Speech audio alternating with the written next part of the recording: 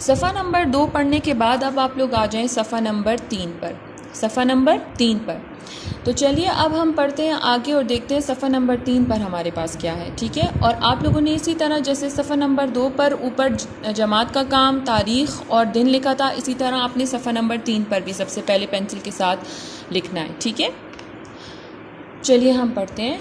निखारा हर एक गुल को रंग और बू से, शजर में भी तू ही समर रखने वाला।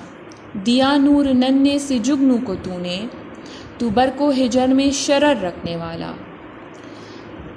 पहले दो अशार में आपने पेंसिल से अंडरलाइन करना है गुल, गुल, फिर करना है शजर,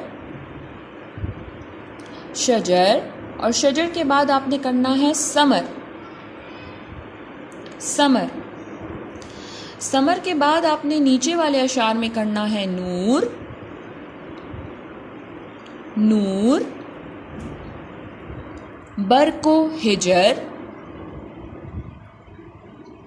बर को हिजर, फिर आपने करना है शरर, शरर।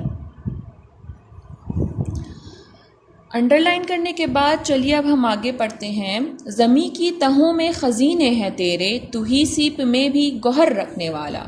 दिकुअत हवाओं को तूने कि तू है, हर एक बादबां पर नज़र रखने वाला। बिखर जाए पल भर में हर शय जहाँ की, तू ही सब को शीरो शकर रखने वाला। इन अशार में जो मुश्किल अल्फाज मुझे नज़र आ रहे हैं उनमें सबसे पहला लफ्ज़ है खजीने, खजीने, नीचे है गोहर, गोहर, नेक्स्ट शेर में है बादबां, बादबां, और लास्ट शेर में है शीरो शक्कर, शीरो शक्कर, और सबसे आखिर में लिखा हुआ है फराख रूहवी। फराख रूहवी हैं इस हमद के शायर, जिन्होंने ये पूरी हमद लिखी है उनका नाम है फराख रूहवी। इस नज़म के शायर का क्या नाम है? फराख रूहवी। इसको किसने तहरीर किया है?